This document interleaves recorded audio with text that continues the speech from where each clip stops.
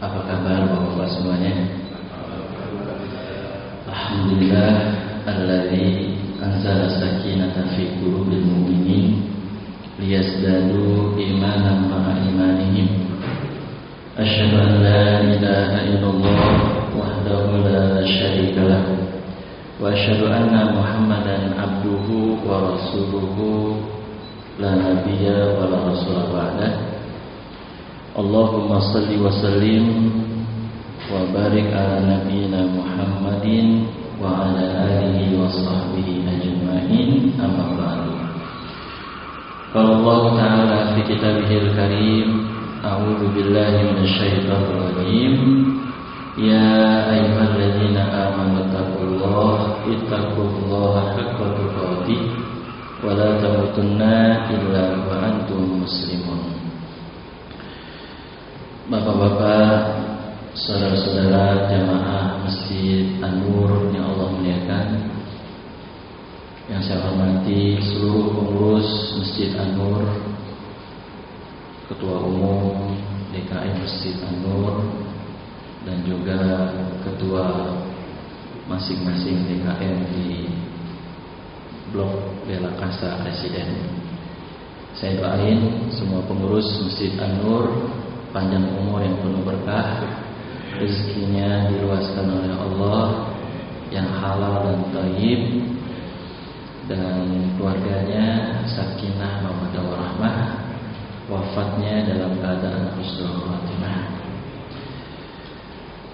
Bapak-bapak, saudara jamaah Masjid An-Nur yang Allah muliakan, pada kesempatan hari ini kita telah memasuki bab yang berikutnya, yaitu Al-Kabiratul Tsaniyah, dosa besar yang kedua dari kitab Al-Kabair, yakni qatlun nafsi.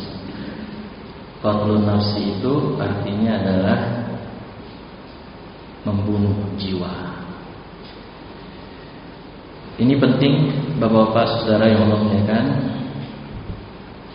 karena ini masalah besar dalam timbangan syariat Islam. Ini masalah bukan masalah yang sepele.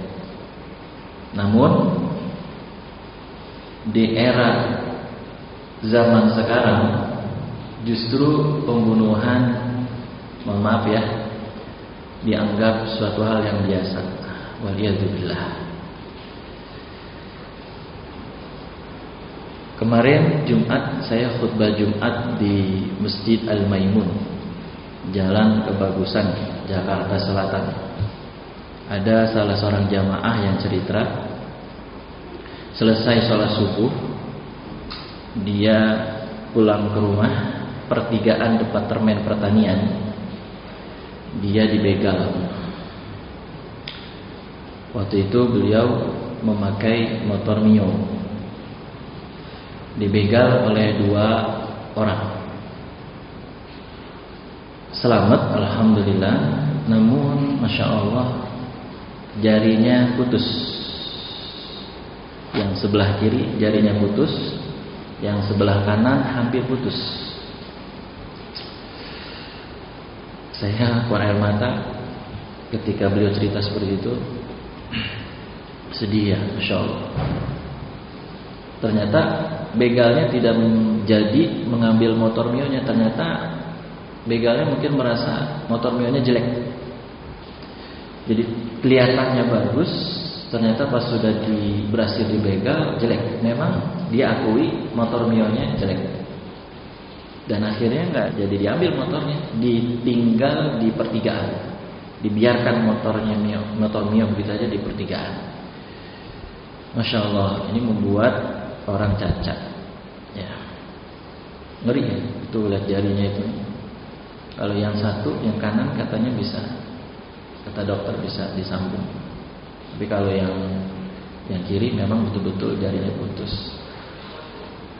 Nah, Bapak, Saudara, jamaah yang Allah muliakan, itu yang pertama, cerita dari jamaah. Kemudian yang kedua, ada masuk berita nih, jadi trending topik ya. ada seorang suami yang punya istri sakit, nggak sembuh-sembuh. Suaminya punya ide, bilang ke dokter untuk suntik mati. Disuntik mati jamaah dirahmati Allah. Karena nggak sembuh-sembuh nih, sakit kesian katanya. Kemudian disuntik, betul-betul disuntik mati. Tapi ternyata malah sehat dan malah hidup. Malu banget tuh suaminya. Saya udah masuk di berita. Karena memang yang menentukan ajal itu Allah. Kalau memang belum waktunya meninggal dunia, belum meninggal, ya. Kemudian yang ketiga, kita dapat cerita yang sedang hits, pembunuhan terhadap 6 orang yang kalau lihat foto-fotonya sangat sadis sebenarnya, sangat mengerikan. Jamaah yang Allah muliakan, kondisi perang sekalipun ketika lawan sudah minta ampun, sudah nyerah, maka tidak boleh untuk dilanjutkan pembunuhan. Ya, tidak boleh, karena orang sudah minta ampun, sudah nyerah. Saya pernah ceritakan bahwa saya punya tetangga waktu itu, Pak Pandi pernah tetanggaan juga saya sama Pandi di Gereja Depok Asri waktu itu. Ada tetangga dari Ambon, konflik Ambon. Masya Allah, dia saksi konflik tersebut. Ya, bagaimana perang antara Muslim dan non-Muslim.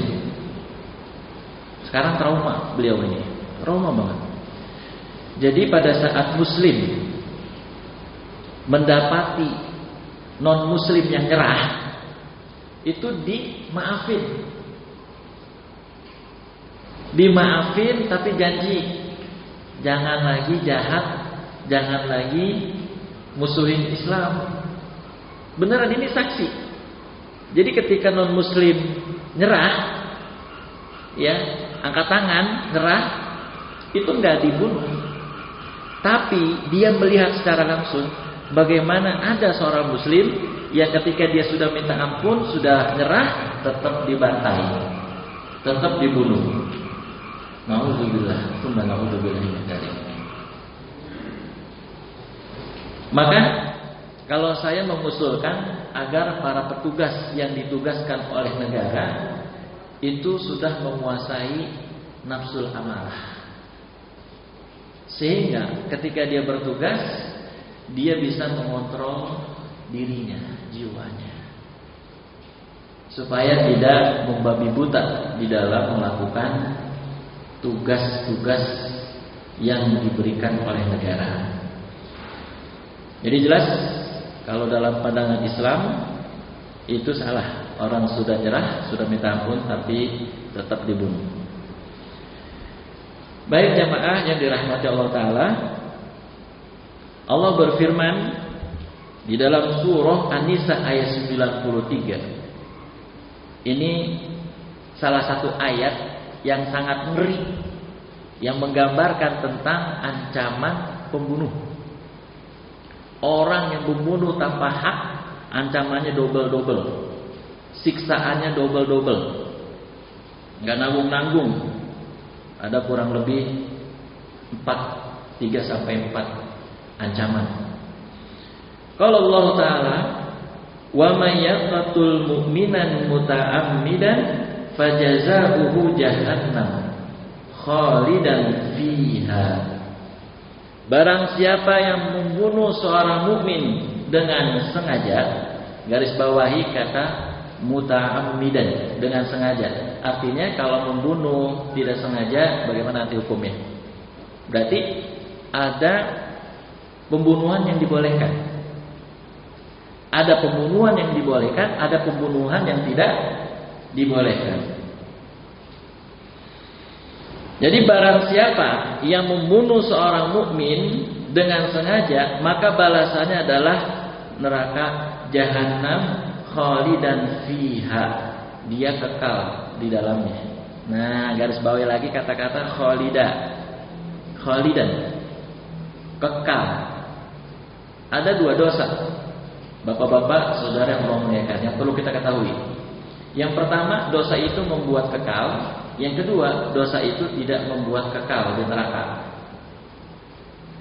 Hati-hati, salah memahami masalah dosa ini masuk kategori orang-orang khawarij. Khawarij ini mengkafirkan, memurtadkan orang yang melakukan dosa-dosa besar. Kata khawarij, orang yang melakukan dosa besar semisal pembunuhan, imannya total hilang, sehingga dia layak, berhak selama-lamanya di neraka meskipun dia muslim dan tidak akan masuk ke dalam surganya Allah. Jadi kata-kata khalidan fiha, jamaah, kekal di dalamnya. Kalau kita lihat tafsir-tafsir, itu tidak menunjukkan bahwa pembunuh ini selamanya berada di neraka dan tidak masuk surga. Enggak begitu. Kekal di situ maknanya, tafsirnya adalah lama banget. Lama banget, makanya enggak ada abadan, enggak ada khalidan fiha abadan. Jadi lama, jadi kekal. Makanya kalau baca terjemahan doang, hati-hati, bisa salah itu. Lihat tafsirnya. Nah, orang banyak yang bisa jadi termakan oleh ideologi khawarij, gara-garanya cuman baca terjemahan. Wah iya ini pembunuh mukmin dengan sengaja, balasannya neraka jahanam dan dia kekal selama-lamanya. Gitu. Padahal enggak. Ya, bahwa dosa pembunuh berbeda dengan dosa syirik akbar. Yang memang kalau syirik akbar itu, kalau dia belum bertobat sebelum wafatnya, selama-lamanya dia di neraka walaupun dia muslim. Batal iman dan Islamnya. Tapi kalau pembunuhan ini tidak otomatis, ya, dia masuk ke dalam neraka selama-lamanya tanpa masuk ke surga. Jelas ya Bapak, ini harus dipahami dulu. Jadi dosa membunuh ini dia lama di neraka, tapi pada ujungnya dia nanti dimasukkan ke dalam surga. Jadi orang yang membunuh seorang mukmin dengan sengaja, maka balasannya adalah neraka jahanam. Dia kekal di dalamnya, dia lama di dalamnya. Satu, yang kedua, waghadiballahu alaihi. Allah murka, Allah marah kepadanya. Kemudian yang ketiga, wala'anahu, Allah melaknatnya. Dalam hadis yang lain, pembunuh dan yang melindungi pembunuh itu dilaknat oleh Allah.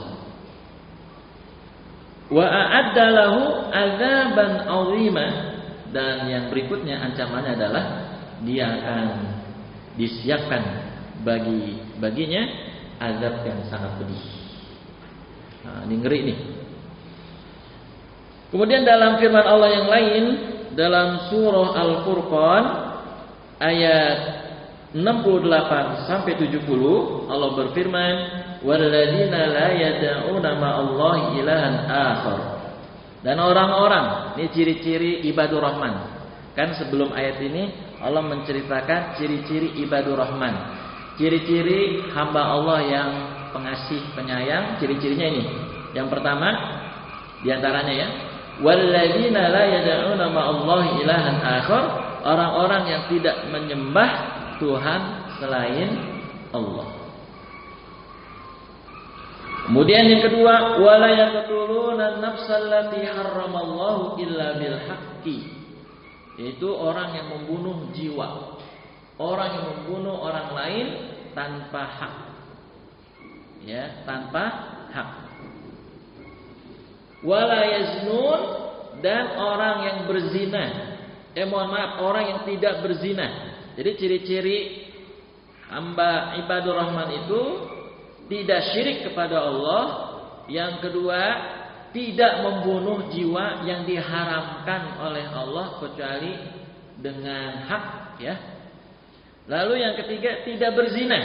Nah, Itu ciri-ciri ibadur rahman. Lalu katanya Allah, wa may yaf'al dzalika yalqa asama. Kalau dia tetap berbuat sebaliknya, dia syirik kepada Allah, dia membunuh jiwa tanpa hak, kemudian dia berzina, maka kehinaan yang akan dia dapati plus yudha'af lahul azab yaumal qiyamah wa yakhlud fihi muhana. Dia akan mendapatkan azab yang berlipat-lipat ganda di yaumil qiyamah dan kekal di dalamnya dalam keadaan terhina. Satu baterainya habis. Nah, jemaah yang dirahmati Allah Ta'ala, itu ayat Allah yang berbicara tentang ciri-ciri ibadur rahman.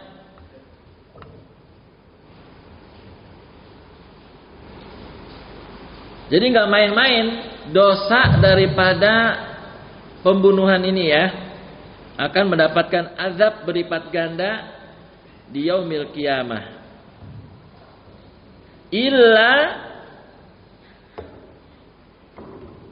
Illa man taba wa amana wa amila amalan salihah, kecuali orang yang bertaubat kepada Allah.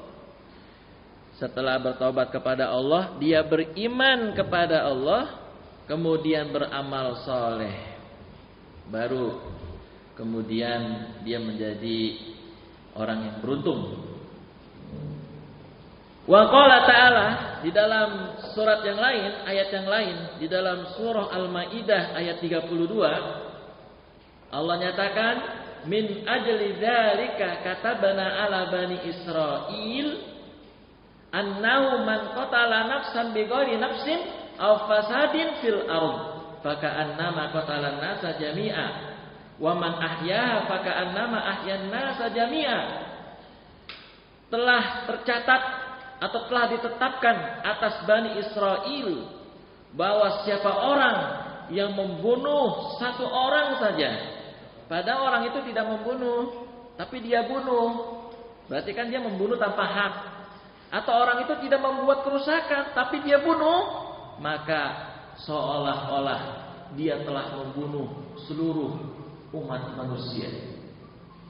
Jadi satu orang membunuh tanpa hak, maka dia sama dengan seolah membunuh seluruh umat. Lah ini yang dibunuh bukan 1, 6. Bayang gak tuh bapak-bapak saudara dosanya itu, ya, 6 yang dibunuh dengan sadis. Saya sih selalu berdoa keadilan bisa didapat ya, dari orang-orang yang wafat ini dan keluarganya tentunya ya.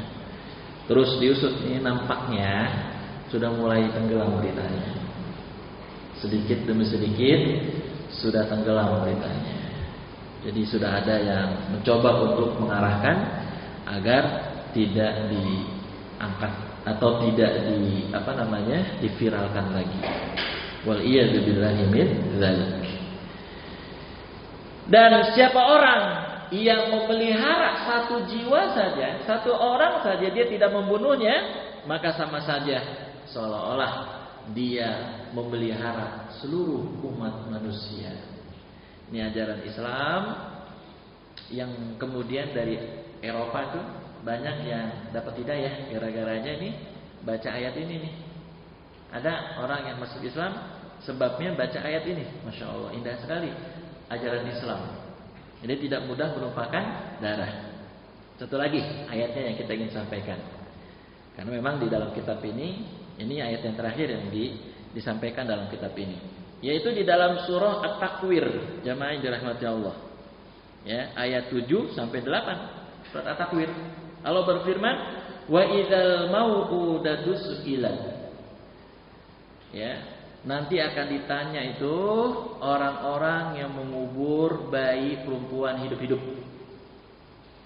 Bi ayyi dzambin qutilat, pertanyaannya adalah satu aja nih pertanyaannya. Dosanya apa? Dosanya apa? Bayi perempuan dikubur hidup-hidup, kan dibunuh namanya. Dosanya apa? Nanti akan ditanya oleh Allah. Ini asbabun nuzulnya, Bapak dan Saudara yang Allah muliakan, tradisi jahiliyah atau keyakinan jahiliyah zaman dulu. Setiap anak yang baru lahir perempuan itu merupakan kehinaan, merupakan aib, sehingga harus dikubur hidup-hidup. Maka Islam datang, ya, melarang hal itu. Bahwa kemudian Nabi memberi motivasi, orang yang punya anak perempuan itu pahalanya lebih besar daripada memiliki anak laki-laki. Kalau punya 2 anak perempuan gimana Rasul? Lebih besar lagi. Kalau 3 lebih besar lagi. Cuman sahabat diam, nggak nanya lagi. Itu tandanya Rasul juga kalau ditanya gitu nanti akan bicaranya gitu lagi. 1 aja udah gede, 1 anak perempuan nih pahalanya udah besar, apalagi 2 anak perempuan, apalagi 3, apalagi 4. Nah termasuk HRS itu punya anak semuanya perempuan. Berapa tuh? 11 atau 12 ya? Saya lupa. Itu semua perempuan, nggak ada yang laki. Dan HRS itu paling anti apa itu? WSG. Dia nggak mau pakai WC-WCan. Itu rahasia Allah. Benar bahwa pada perang Bani Mustalik kan ada pertanyaan dari sahabat nih, habis selesai perang menang nih kaum muslimin, pertanyaannya, ya Rasul, bagaimana hukum azl, yaitu menumpahkan sperma di luar gitu ya. Kata Rasul, boleh, nggak dosa, kata Rasul, ya nggak dosa, silakan aja. Terus kata Rasul gini, kalau Allah sudah tetapkan janin, ya ada janin, kata Rasul. Kalau nggak ada, ya nggak ada, mau azl mau nggak azl gitu, jelas. Jadi nentuin Allah.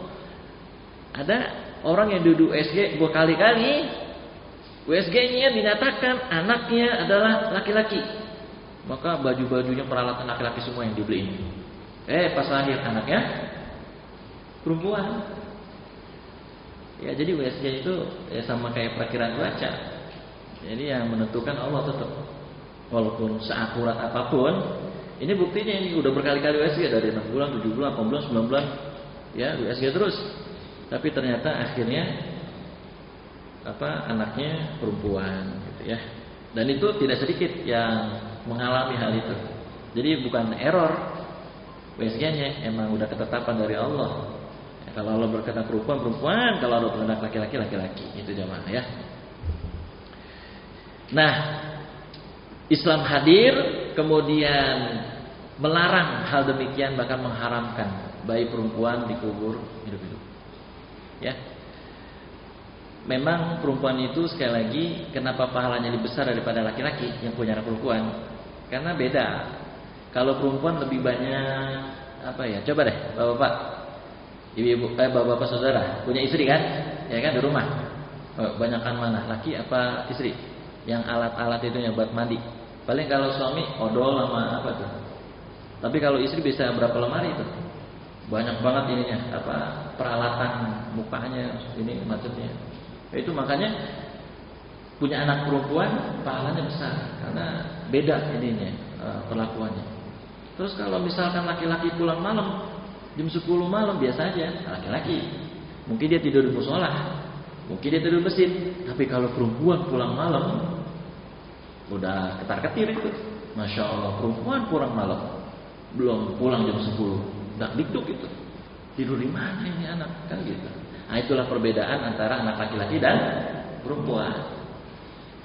Jadi Rasul memotivasi, ayo, bagus kok punya anak perempuan itu, pahalanya lebih besar daripada punya anak laki-laki.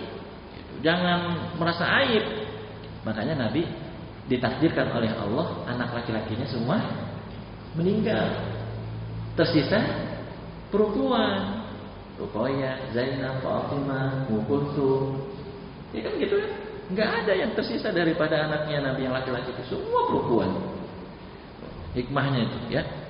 Nah, baik. Bapak dan saudara jamaah Masjid An-Nur yang Allah muliakan. Mari kita simak setelah mendengarkan kalam Allah, ya, ayat-ayat suci Al-Qur'an, kita dengarkan hadis-hadis Nabi Muhammad SAW perihal tentang pembunuhan ini. Wa qala Nabi sallallahu alaihi wasallam, Nabi SAW bersabda, "Ijtanibus sab'al mubiqat." Jauhilah oleh kalian 7 dosa besar yang membinasakan. Fadzakara qatlun nafsil lati harramallahu illa bil haqqi. Kemudian di antaranya Nabi menyebutkan adalah yaitu membunuh manusia yang diharamkan oleh Allah kecuali dengan cara yang hak, dengan cara yang benar. Ya. Jangan cara yang benar itu misalnya gini Bapak-bapak, Saudara. Dia membunuh orang. Kan kalau dalam pandangan Islam hukumnya qisas. Dibunuh juga kan. Wanita yang berzina sudah nikah apa hukumannya? Rajam sampai mati kan. Nah, itu dibenarkan tuh kalau pembunuhan seperti itu. Karena ada alasan yang hak, alasan yang jelas. Ya. Kesian zaman sekarang ini yang saya bilang bahwa diremehkan pembunuhan ini, ada seorang suami yang mukul istrinya lagi tidur pakai gas melon sampai meninggal. Masuk berita itu. Jadi kayaknya biasa aja gitu pembunuhan di zaman sekarang. Nauzubillahi min dzalik, masya Allah. Padahal kata Nabi ini termasuk dosa yang harus dijauhkan, dan ini termasuk dosa apa? Yang membinasakan. Ya. Wa qala ar-rajul lin Nabi sallallahu alaihi wasallam. Kemudian ada laki-laki yang bertanya kepada Nabi, ayyu dzambi a'zamu indallahi ta'ala? Apalagi ya Rasul selain itu? Selain membunuh orang yang diharamkan oleh Allah kecuali dengan jalan yang hak. Apalagi ya Rasul? Qala, Rasul bersabda, anta ja'ala lillahi niddan wa huwa khalaqaka. Yaitu engkau mempersekutukan Allah, berbuat syirik kepada Allah padahal Allah yang menciptakan kamu. Kemudian summa ai, orang laki-laki itu bertanya lagi, apalagi ya Rasul? Qala anta qatula waladaka khasyata an yata'ama ma'aka. Yaitu kamu membunuh anak-anak kamu karena takut miskin. Nah, ini kaitannya tadi dengan apa itu? Jaga jarak gitu ya, jaga jarak. Jadi kalau niat jaga jarak itu niatnya untuk ya kata dokter untuk menjaga kesehatan supaya ibunya juga baik, bagus, boleh. Tapi kalau niatnya jaga jarak itu untuk udah karena takut miskin, takut nggak bisa ngasih makan anak, itu termasuk dosa besar. Dan termasuk disebut oleh Nabi sallallahu alaihi wasallam ini membunuh gitu ya. Masya Allah. Nauzubillahi min dzalik. Qala tsuma'ai. Kemudian laki-laki itu bertanya lagi, apalagi ya Rasul? Antazani halilatin jarik. Yaitu orang yang berzina kepada istri tetangga. Jadi menzinai istri tetangga termasuk dosa besar, ya. Tazani halilatin jarika, yaitu kamu menzinai istri tetangga. Menzinai wanita selain tetangga dosa. Kemudian menzinai istri tetangga lebih dosa lagi. Bapak-bapak jangan ada yang mikir, oh kalau gitu nggak apa-apa nih selain istri tetangga, gitu. Nauzubillah lah, ya kan? Lagi mikir nih, oh enak nih kan? Jangan, ya tetap nggak boleh. Cuman begitu, kalau istri tetangga itu lebih besar dosanya. Kayak mencuri di tempat bukan tetangga dosa, tapi mencuri di tetangga lebih dosa lagi. Karena tetangga nggak nyangka, masa tetangga yang mencuri punya tetangga sendiri gitu kan? Kan biasa orang yang nggak nyangka itu, makanya di Islam berat dan dosanya besar. Gitu jamaah yang dirahmati Allah. Ya, contoh lagi, ini yang sering terjadi. Kata Nabi, alhammu al-maut. Alhammu al-maut. Ipar kamu itu kematian. Ipar, kan kalau mungkin kalau bapak-bapak misalnya boncengan sama wanita lain gitu, bukan ipar ya kan, mungkin istri marah gitu kan. Wah, papa ini ya, mas ini kan boncengan sama cewek lain gitu, marah istri itu, ya kan, istri marah. Tapi kalau misalnya ipar, nah ini lain cerita, bahkan disuruh sama istrinya, ya tolong dong anterin nih ke warung atau beli barang atau beli sesuatu adik saya gitu. Nah itu bahaya tuh justru, ya itu justru bahaya. Nah tidak sedikit orang yang jatuh cinta kepada ipar. Nauzubillahi min. Karena kan Nabi kan melarang nih berdua-duaan yang bukan mahram nih, melarang ya. Kan dilarang sama Nabi nih. Yang ketiganya setan. Terus ada yang nanya, Nabi, kalau ipar gimana? Boleh nggak? Nah justru kata Nabi, kalau kamu berdua-duaan dengan ipar, alhamu al maut, ipar itu kematian. Karena merasa ipar, ya kan? Orang juga ngelihatnya biasa, nggak apa-apa itu saudara ipar. Jadi hati-hati, justru ipar itu berbahaya daripada orang lain, daripada orang asing. Makanya Nabi menyatakan begitu, alhamu al maut, ipar itu kematian, itu maksudnya bahaya gitu. Al maut itu bahaya. Itu jamaah yang dirahmati Allah Taala ya. Kemudian Nabi SAW bersabda juga, nah ini yang sering terjadi nih di Syria, di Libya, di negeri-negeri Islam yang lain nih. Idza taqal muslimani bisayfihima fal qatil wal maqtul finnar. Rasul bersabda, jika dua mukmin bertemu, yang satu megang golok, yang satu megang samurai, mereka saling bunuh-membunuh, maka yang membunuh dan terbunuh di neraka. Masuk neraka. Dua-duanya mukmin nih. Kemudian sahabat bertanya, "Qila ya Rasulullah."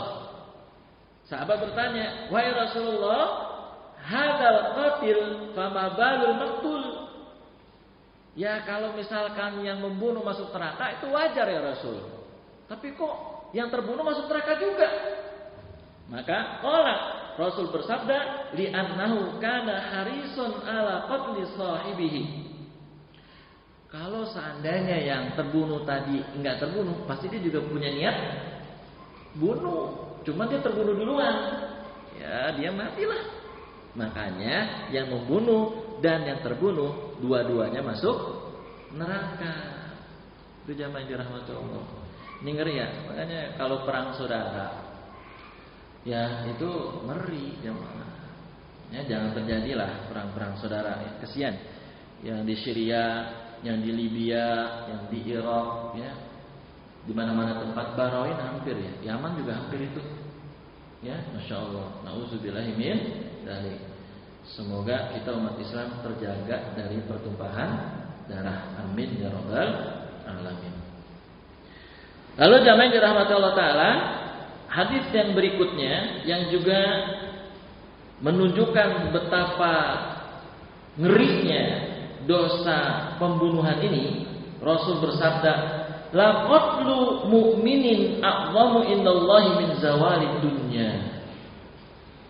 Ya, orang mukmin yang terbunuh atau seorang mukmin yang terbunuh di sisi Allah itu lebih besar daripada lenyapnya dunia. Oh, Masya Allah.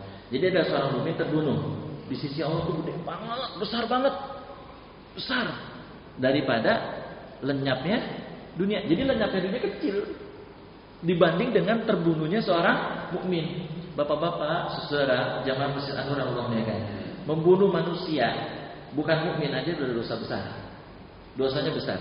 Apalagi yang terbunuh adalah lebih besar lagi dosanya. Ini ngeri banget nih pembunuhan. Ya. Nah jamaah dirahmati Allah. Kafir itu yang boleh dibunuh cuma satu. Kan kafir ada 4. Satu namanya kafir dzimmi. Itu nggak boleh dibunuh kafir dzimmi, bapak-bapak saudara. Dalam pandangan syariat Islam, kafir dzimmi itu kafir yang baik, yang juga dalam perlindungan Islam. Ya dia baik gitu. Kafir ini baik. Dan kita tidak boleh membunuh kafir dzimmi ini. Yang kedua ada yang namanya kafir musta'man.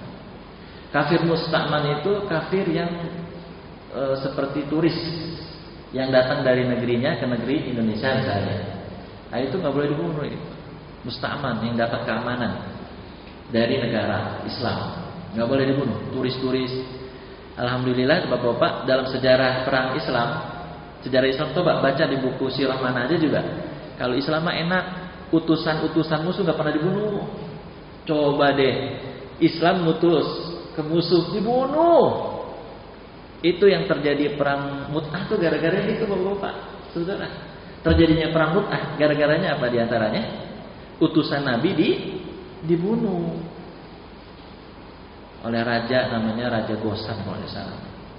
Ini jahat banget, raja non Muslim dari Nasrani. Ya, itu dibunuh utusan.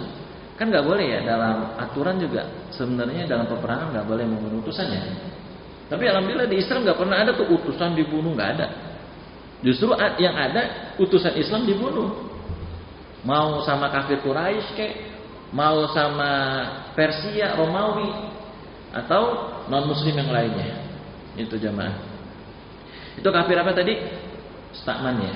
Ini ada kafir dhimmi. Oh ini kafir dhimmi mah udah yang terkenal ini mah, ya kan? Udah dia dalam perjanjian apa namanya dapat perlindungan keamanan. Kemudian mustakman juga sama. Kemudian yang ketiga kafir muahad atau muahid. Ya. Kafir dalam perjanjian agar tidak memusuhi agama Islam.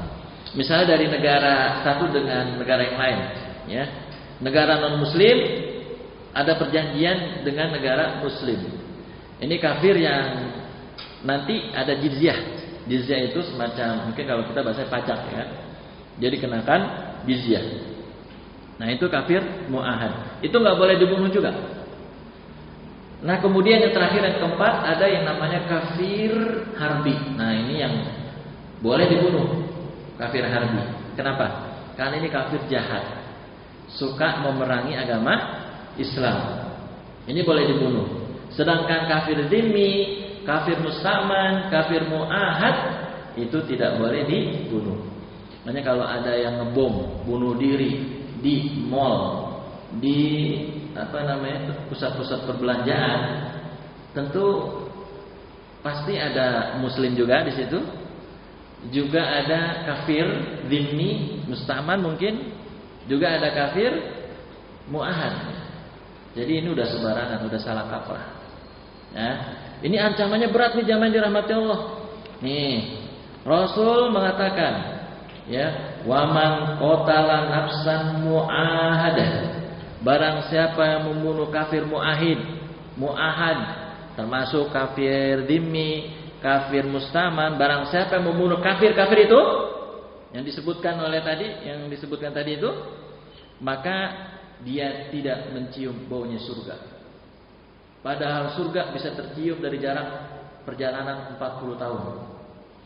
Begitu kata Nabi sallallahu alaihi wasallam. Jadi enggak sembarangan nih, ya, asal bunuh gitu. Itu enggak bisa mencium baunya surga. Nah, terakhir yang dirahmati Allah, ini Nabi sallallahu alaihi wasallam menyampaikan, la yazalul abdu fi fushatin min dinihi ma lam yusaf daman haraman.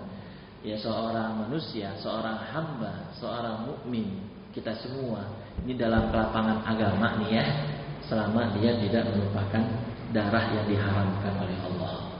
Di kelapangan agama kita akan dapati selama kita tidak membunuh yang diharamkan oleh Allah Subhanahu wa taala. Kayaknya kita nggak ada yang berani. Kayaknya bunuh tikus aja kayaknya udah takut ya. Ya kan? Jangan tikus dah, kambing. Ada yang lucu banget. Saya pernah waktu nih Pak Fadi di Gereja Depok Asri, itu ada yang gemeteran tangan. Pas mau menyembelih kambing. Ya, tapi itu harus dibiasakan. Tapi alhamdulillah karena dipaksa setiap tahun dia yang kurban, dia yang motong. Gitu. Bisa sebenarnya. Yang begal-begal juga dulunya dia kagak bisa. Ya kita dulu ya nggak bisa naik kendaraan, ya kan? Nabrak pohon, nabrak ini kan sampai jatuh, lama-lama bisa. Sama seperti motong menyembelih hewan juga persis. Awal-awal memang ngeri atau gimana gitu, nggak tega dan sebagainya. Gitu ya. Ya, tapi bagus nih Bapak ya. Jangankan bunuh manusia, bunuh kambing aja nggak mau, takut, ngeri, nggak tega, apalagi bunuh manusia. Masya Allah. Ya, mudah-mudahan dipertahankan ini. Amin ya rabbal alamin. Tapi kalau dalam peperangan, ya mau nggak mau harus membunuh gitu jamaah dirahmati Allah. Nah, hadis yang terakhir ini dalam kitab ini betul terakhir dari Muawiyah. ya, dari Muawiyah. Nabi bersabda, kullu dzambin asallahu ayaghfirahu ila rajul yakun kafiran. Setiap dosa diampuni oleh Allah kecuali seorang yang dia mati dalam keadaan kafir. Jadi wafatnya dalam keadaan murtad, wafatnya dalam keadaan kafir. Dan yang kedua, orang yang membunuh mukmin dengan sengaja, itu nggak diampunin oleh Allah.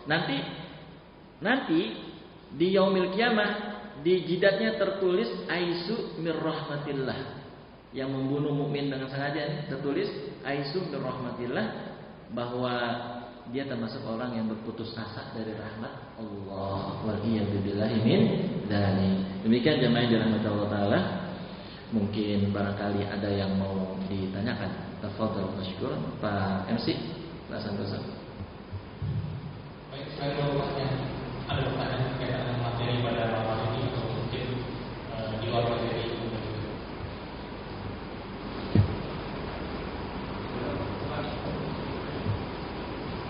Ya, silakan.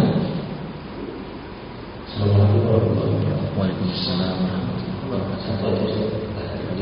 Saya pernah dengar bahwa nanti di yaumul akhir itu ada kisos juga antara orang yang tersayangi dan yang mensayangi, pertanyaannya.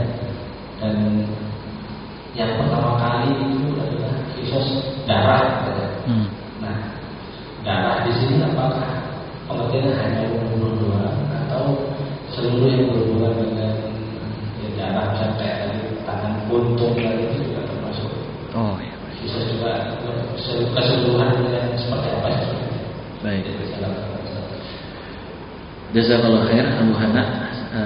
Boleh langsung jawab ya Pak Santoso saya.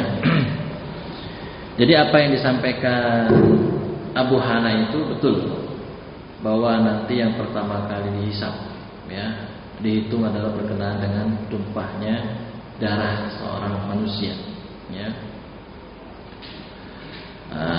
Jamaah dirahmati Allah taala, kata Nabi SAW, nanti yang pertama kali diputuskan, yang pertama kali dihitung, yang menjadi pertimbangan Allah Subhanahu wa taala adalah orang yang menumpahkan darah.